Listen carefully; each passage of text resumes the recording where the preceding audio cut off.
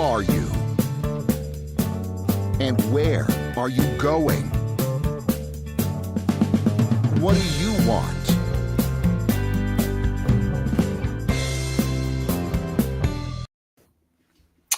Hello and welcome to this special edition of the Way to Wow shows. I'm your host, Kevin Bemel, and today we are celebrating Columbus Day.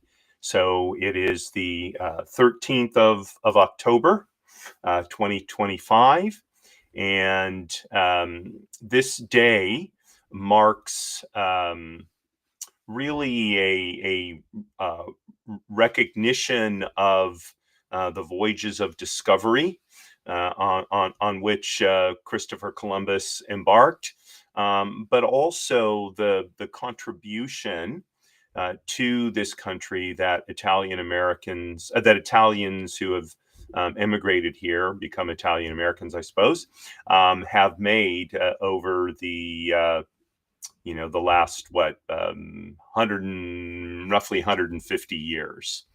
So I'm going to do two things today. For those of you who watch these special editions, you know that I look at both the historical aspects of a particular holiday and then do a reading, and I'm going to do both here.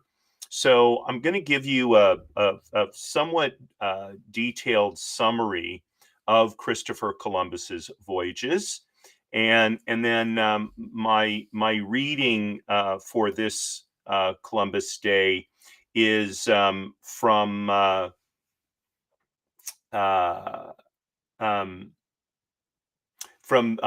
Washington Irving. Sorry, I spaced out for a minute. Washington Irving in 1828 wrote a book called The History of the Life and Voyages of Christopher Columbus. And so I'm going to be reading a short excerpt. Washington Irving, of course, being one of the great early writers here in the United States. So Christopher Columbus was born so if you're a child, from my era anyway, you learn in 1492, Columbus sailed the ocean blue. That's how you remembered the date of his voyage. He was born, though, in 1451 in Genoa, Italy, and he grew up in a maritime environment. He gained experience as a sailor and a navigator in the Mediterranean Sea, and also along the Atlantic coast of Europe. He was exposed to the trade and the trade that was going on at the time, and also the exploration, and this fueled his desire to find new routes to Asia. So middle of the 15th century, the Europeans were engaging ever farther out into trade.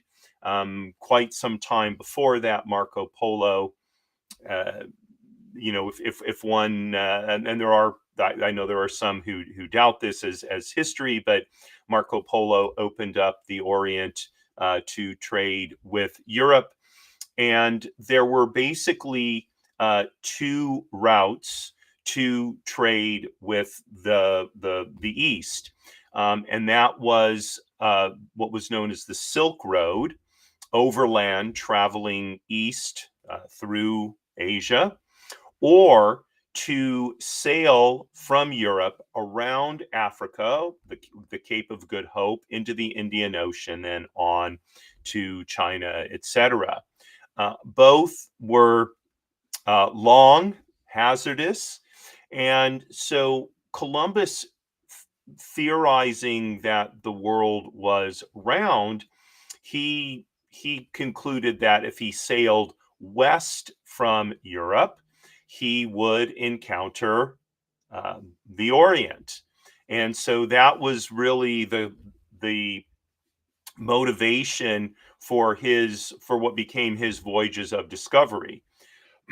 So Columbus went to, several European monarchs in the mid to late 15th century, including Portugal, England, and France, to get funding for his expedition, and he was rejected by all of those countries. Finally, King Ferdinand and Queen Isabella of Spain agreed to support his journey or his expedition.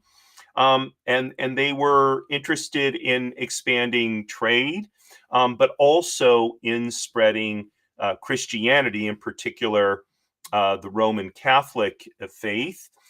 So they had the kind of dual goal, if you will, that they felt Christopher Columbus could help in meeting.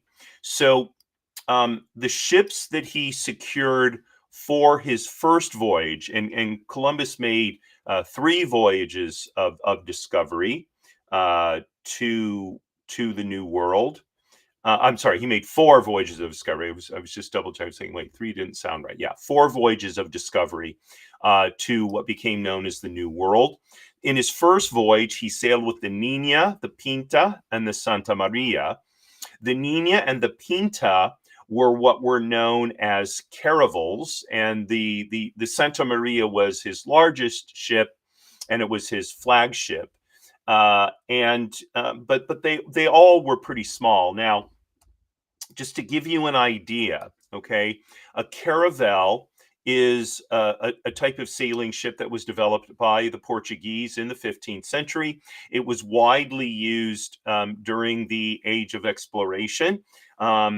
And its key features were, first of all, it was its size. It was small and light, usually between 500 and 150 tons. Now you may say 50 to 150 tons. Wow, that sounds huge. Well, by comparison, today, a U.S. nuclear aircraft carrier, I think, weighs in at something like 100,000 tons. Okay, so it gives you an idea of just how small these ships of Columbus were. They had a shallow draft that allowed them to sail close into shore and navigate rivers as well as open oceans. They also had what were called lantine, otherwise known as triangular sails, which made them very maneuverable and able to sail closer to the wind than a square-rigged ship. So they were more efficient sailors. Now some caravels did combine square sails with the lantine sails. I think that was the case with the Nina and the Pinta. Compared to larger ships like carracks, caravels were faster, they were easier to handle, and they could be run with smaller crews. So they were less expensive to man as well. And this made them particularly good for exploration and especially mapping coastlines, because they could get into the coastlines, as well as long ocean voyages.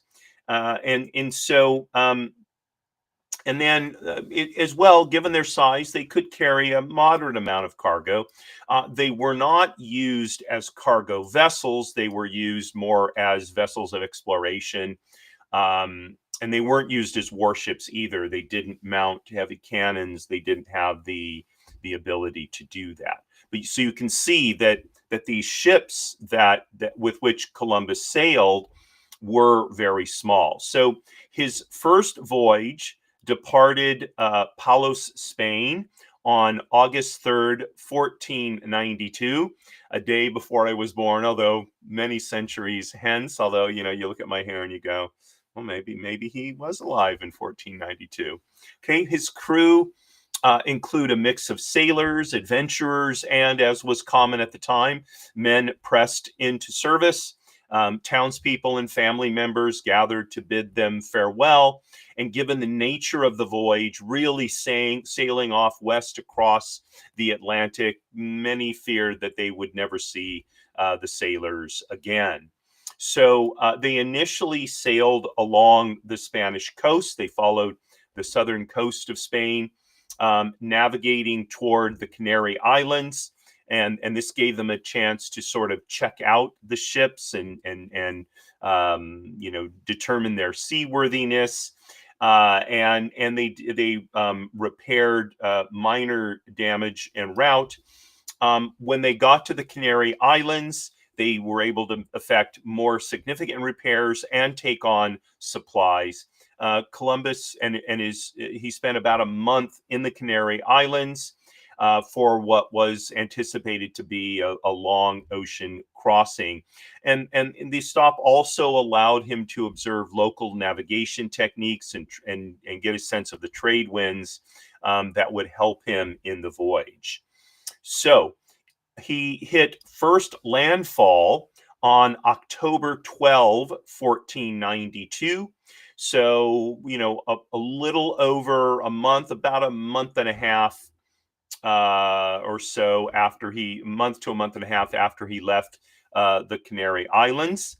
And he reached an island in what became known as the Bahamas, which he named San Salvador, for Saint Salvador, one of course, many saints in the Roman Catholic faith.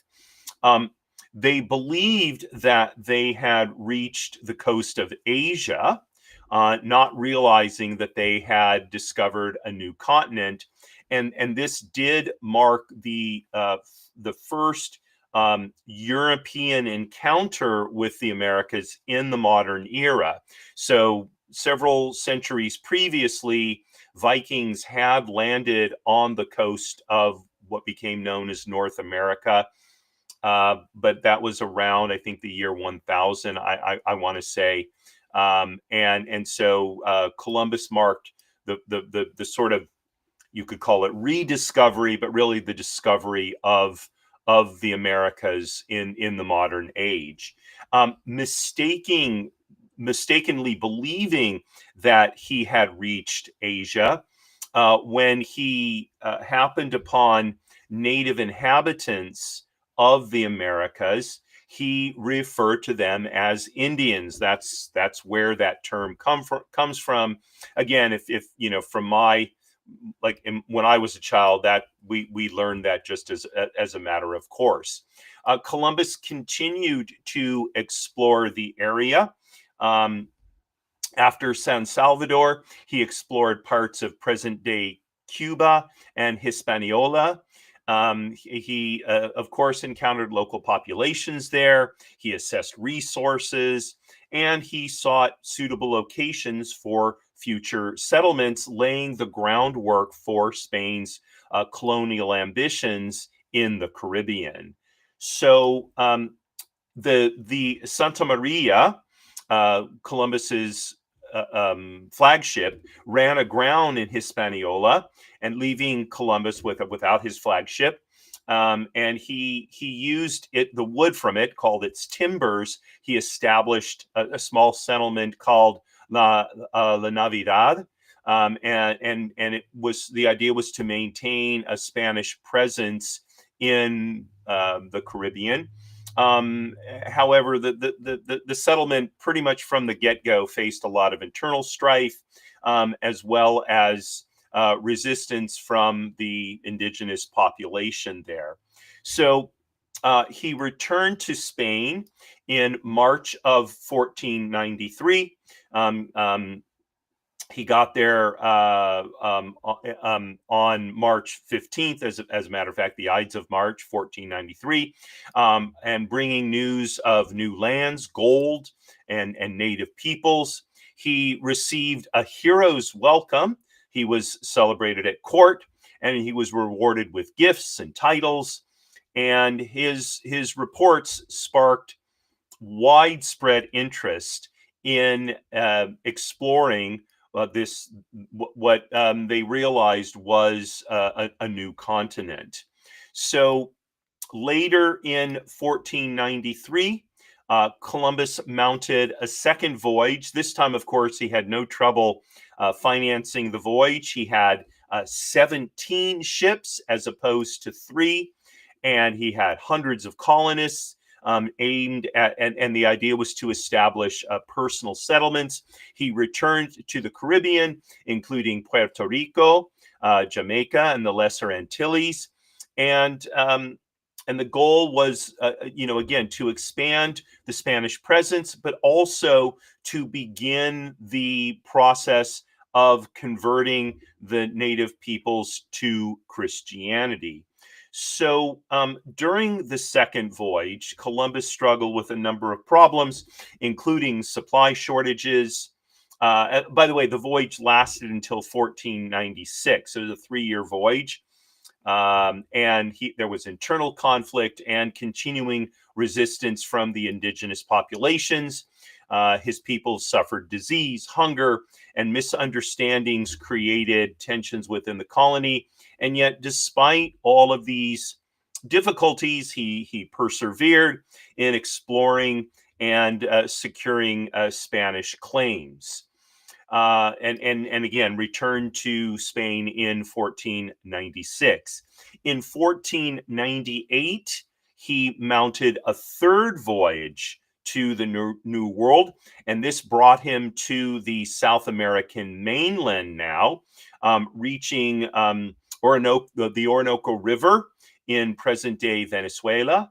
And the discovery confirmed the existence of a massive landmass previously unknown to Europeans. However, his leadership began to be questioned at this point due to his mismanagement of the colony of Hispaniola.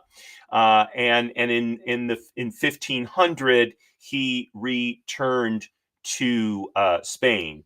So in that year, due to complaints about how he had governed Hispaniola, Columbus was arrested, and his return to Spain was actually as a prisoner.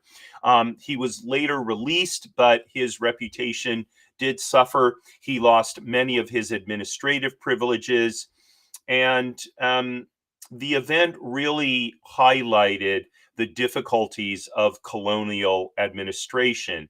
Now, today we're so used to essentially instantaneous worldwide communication, it's hard to imagine a situation in the situation in the 15th century where, if you were a sovereign, King Ferdinand and Queen Isabella, you sent, what amounted to an envoy to another location.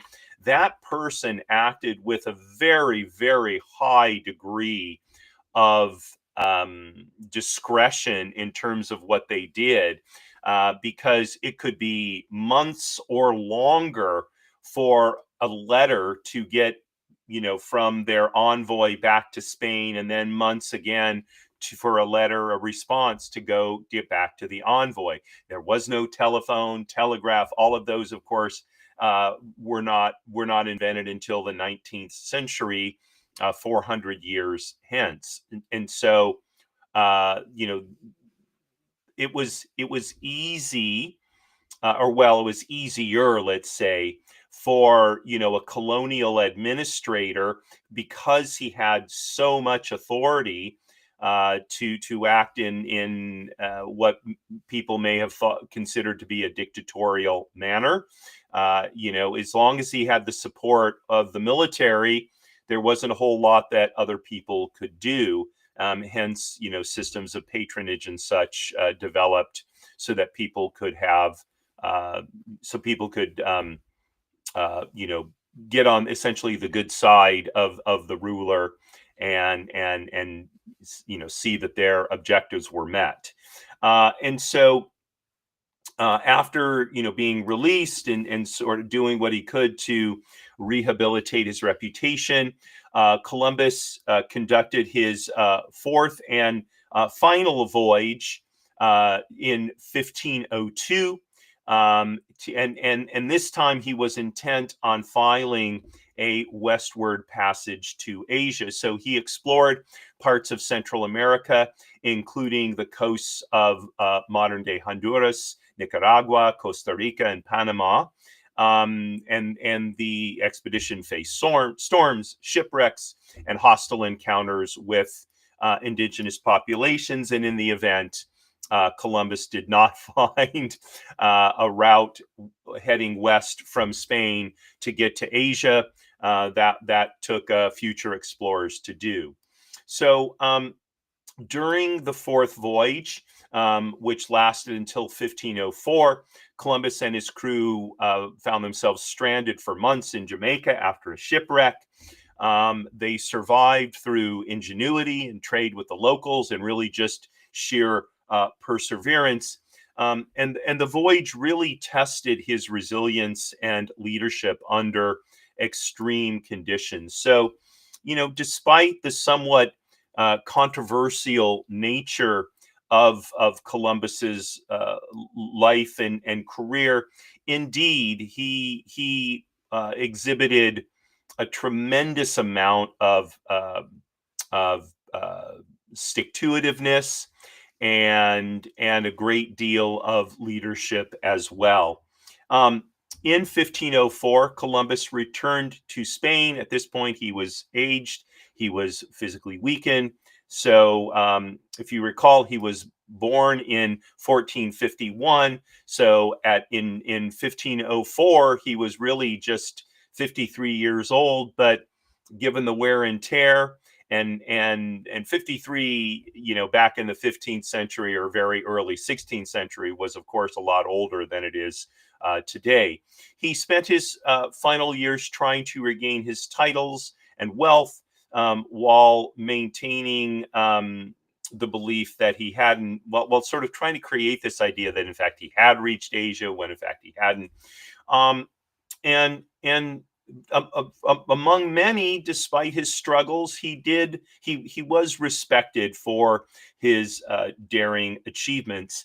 And in 1506, Columbus died in Valladolid, Spain, and at the age of 55, he still had it in his mind that he had found a route to Asia, when in fact, of course, he did not.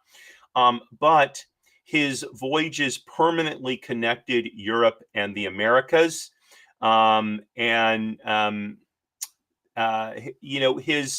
his legacy includes sort of the kickoff of this new age of European exploration, and the profound and complex relations between Europeans and the indigenous populations of North and South America. An issue that is still being discussed and worked on today. There are many people who, look at Columbus as, a horrible human being, as the progenitor of genocide, and they've created Indigenous Peoples Day to replace Columbus Day. I think that's an incorrect reading of history.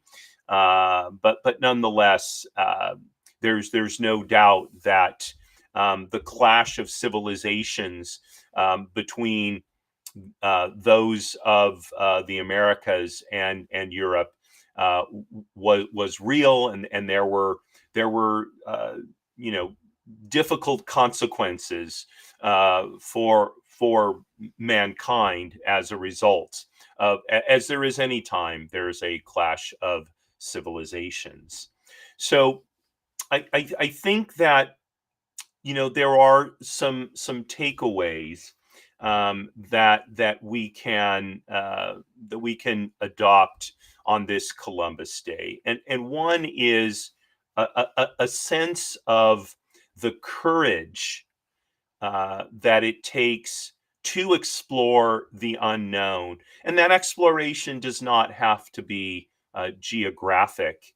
It can be economic. It can be idealistic, and something that I hope we would inspire within ourselves, in the sense that we would feel impelled to grow, to learn, to take risks in developing ourselves, both or not both, but professionally, intellectually, emotionally, spiritually, all of any kind of human development entails risk, because as we develop, we leave our old selves behind with a hope that the new self that we create will be better.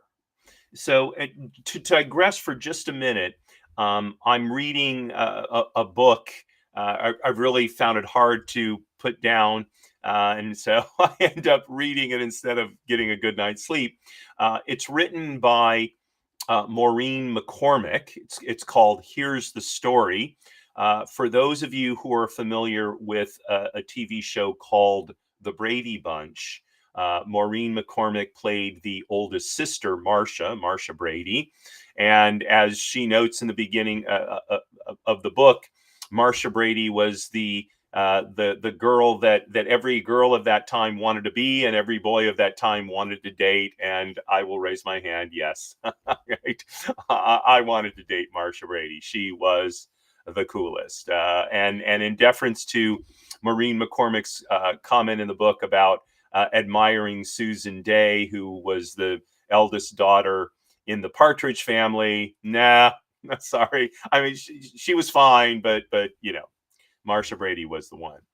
The book is an exploration of her life. It's a memoir, and one of the things that I've taken from reading her book that I think applies to the ideas that I'm discussing here on Columbus Day is her acknowledgement of the fear she had in letting herself grow beyond the persona that she was as a girl and a teenager, playing this role on television, this iconic, what became an iconic role on television.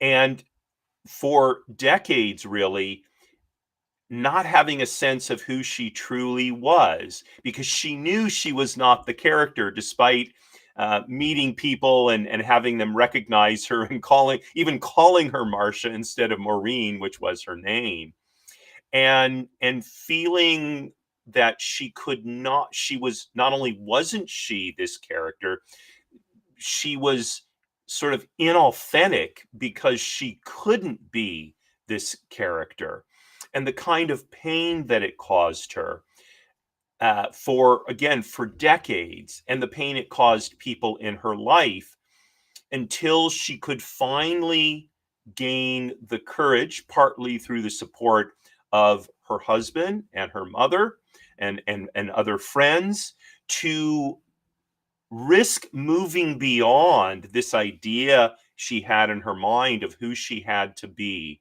Took tremendous courage on her part. Uh, One might argue it took as much courage as it did for Christopher Columbus to face this idea of traveling into the unknown. I think we sometimes poo-poo the kind of emotional and spiritual courage it takes to move beyond ourselves into our greater selves. But indeed, it can take tremendous courage. And I think that the exploration of who we can be is perhaps the most important voyage on which each one of us can embark. And so I highly recommend to you Maureen McCormick's book. Again, it's called "Here's the Story." I don't think it's currently in print, but I bought a copy on Amazon. It is very well written. It is revealing, but not in a prurient way. I think it's authentic. Of course, I've never met Maureen McCormick, but it's an excellent, an outstanding vehicle, really, through which we can learn how better to do the kind of emotional and spiritual exploration that all of us need to do, maybe inspired by Christopher Columbus and facilitated by those who, by any measure, I think Marie McCormick had a much tougher journey of self-understanding than certainly anything on which I've ever had to embark. So I think the one idea we should take from Columbus Day is the necessity of being courageous in exploring, um, uh, again, ourselves, in exploring the opportunity in our professional lives, in building, exploring how to better build relationships with family members, with loved ones, and in exploring how we can better serve our communities. All of these are journeys of discovery, of exploration, on which we can all sail to the betterment of not only ourselves, but our fellow citizens. I think another lesson that we can take from Columbus Day is the power of good leadership. To lead men, even men who were up for a big adventure, on a journey that many people thought would never, would never work out well. It was not only bound to failure, it was essentially a road to their demise. And to keep that crew together, to keep them focused on the goal, is a level of leadership that, while we may not all be able to reach, it's one that we can, with which we can be inspired, and one to which we can attempt to reach, even if we never get there. And there's a lot of talk. I've talked about this on my various shows before. This idea of servant leadership. Certainly, there is an aspect of service to leadership, but leadership fundamentally is about setting an example, and an inspiring example, about how people can improve their lives and the lives of others, improve their communities, whether the community is a local community, like a city, whether it's a professional or work community, whether it's a worship community. So I think we've somehow gotten away from the idea that leadership should be inspirational. And I think Columbus Day is a good time to remember that leadership has to be, well, let me be careful how I say this. True good leadership has to be inspirational. Okay, it has to create a sense in people that they want to be more, that they can be more, that they can do more. So it's not just a servant function, it's greater than that. And I think that Christopher Columbus, who persevered despite the vicissitudes of life, despite the challenges of shipwrecks and hunger and setbacks, is an example of inspired leadership that we can all adopt. And then finally, I think that Columbus Day and the life of Christopher Columbus is as well an opportunity for us to consider, uh, what are the results of what we do. So to have to be devoted to a goal, while it's a crucial aspect of our life discovery, we need to be mindful of how the pursuit of our goal impacts other people. Okay? And I'm not saying that Christopher Columbus did or didn't do that. I don't know. Um, and this gets back to what I was mentioning about the criticisms of him and his voyages. Uh, and because 5 centuries later, more than 5 centuries later, that aspect of Christopher Columbus's voyages is still controversial. It should give us pause as we pursue our own goals to think about what impact does the pursuit and the achievement of these goals have on other people, on the members of our family, our friends and loved ones, our fellow members of our communities, our nation. We should take those into account. Now, do we need to set other people's needs above our own? Well, I think that depends. That's a balancing that we always for which we always need to be mindful.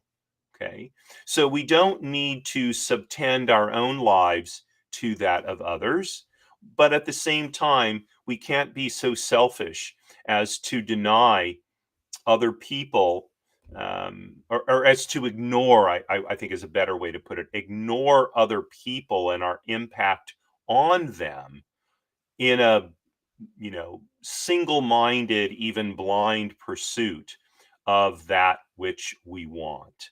So I think those are three lessons, if you will, that I hope you'll take away on this Columbus Day, and the necessity to even today go on voyages of discovery, even if we don't leave the vicinity in which we currently live.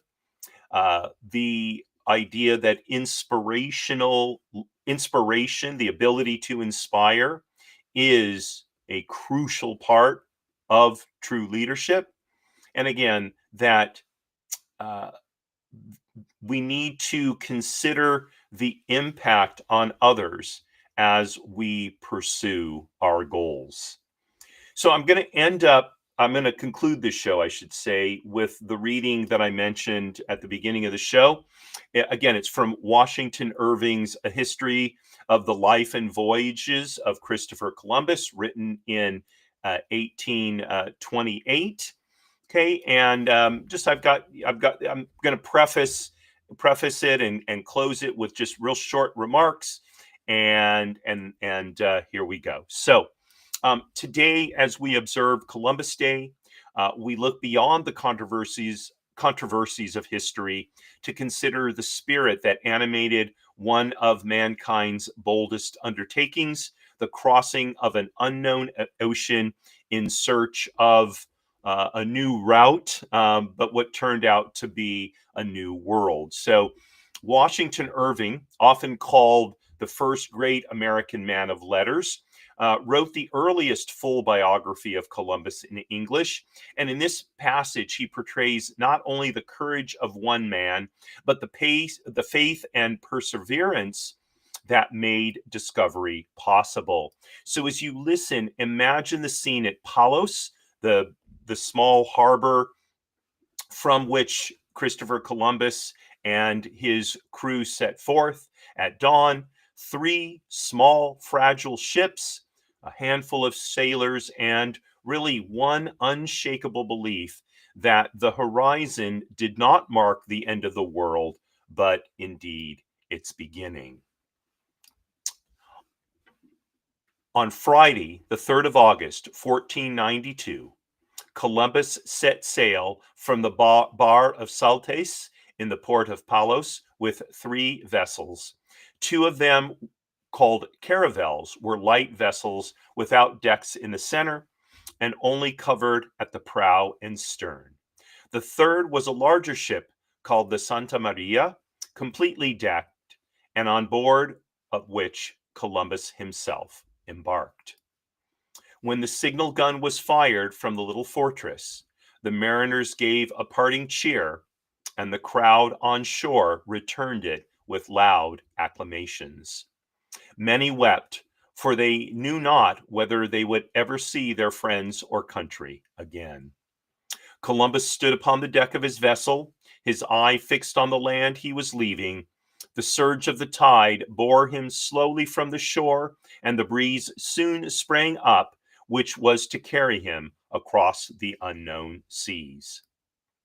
For many days they were driven forward by a strong east wind. The coast of Spain gradually faded from sight.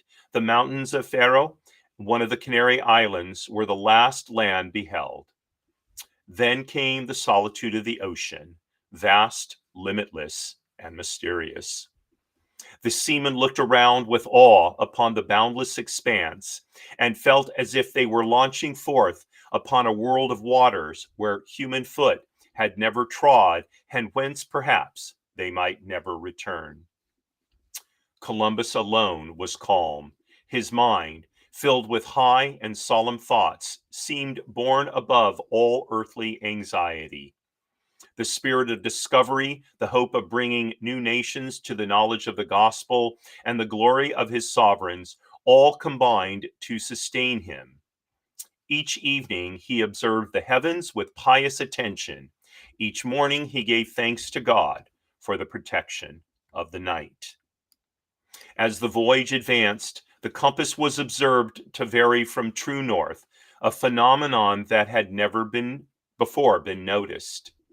The seamen were alarmed, fearing that nature herself was changing to deceive them. Columbus, with admirable presence of mind, explained the mystery in a manner that calmed their fears, though he himself was secretly troubled by the occurrence. Days lengthened into weeks. Vast fields of weeds covered the surface of the ocean, impeding the progress of the ships. The seamen murmured that they were approaching the verge of the world where the sea, they said, was thick and motionless, and that they would be swallowed up in its stagnant depths. Columbus encouraged them with cheerful words, representing these weeds as signs of land and promising that each day's voyage would bring them nearer to the end of their labors. On the evening of the 11th of October, after sunset, Columbus took his station on the top of the castle of his vessel and kept a vigilant watch, for he suspected the proximity of land. About 10 o'clock, he thought he beheld a light glimmering in the distance, as if from a torch waved to and fro. He called to Pedro Gutierrez, who also thought he saw it. Others looked, but the light disappeared. It reappeared once or twice as if in motion, but so indistinctly that Columbus was uncertain whether it was a signal from land or a trick of the night. At 2 a.m, a gun from the Pinta gave the joyful signal of land.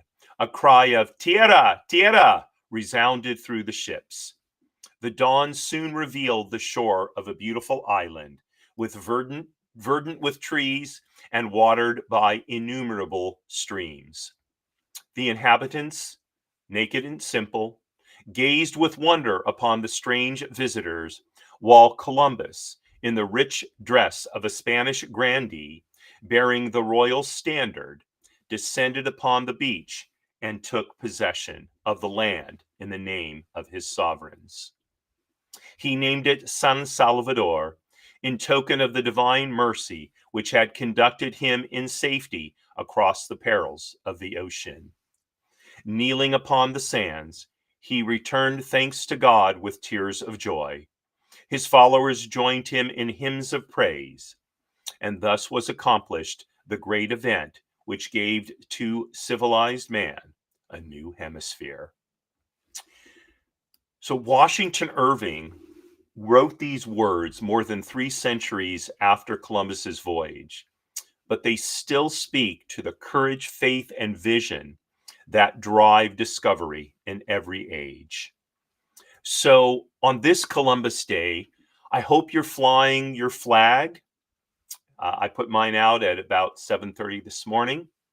And I hope that we'll remember that the greatest journeys begin with conviction that even across uncharted seas, human hope has always found a way forward. So I thank you very much for joining me on this Columbus Day. I wish you a meaningful celebration, time with family and friends, and look forward to seeing you on my next show. I have the next 2 days off for the last of the 2 Jewish holidays this fall. And signing off, as I always do, Marie, darling, you're my belle. Courage, especially in discovery, at all times, my friends.